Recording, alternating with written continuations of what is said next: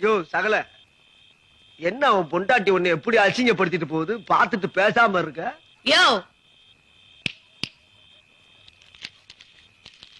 இந்தா, எனக்கு சோறு போடுறதுக்காக ஒரு 10, என் கழுத்துல தாலி கட்டின பாவத்துக்காக ஒரு 10, உங்க ஆத்தாளுக்கு உனக்கு தண்ட சோத்துக்கு ஒரு 10.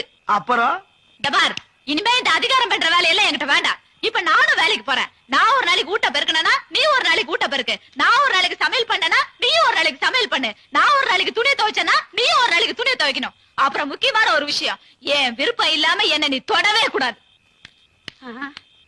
என்னடா இவ இப்படி பேசிட்டு போறா? உனக்கு கொஞ்சம் கூட ரோஷம் இல்ல?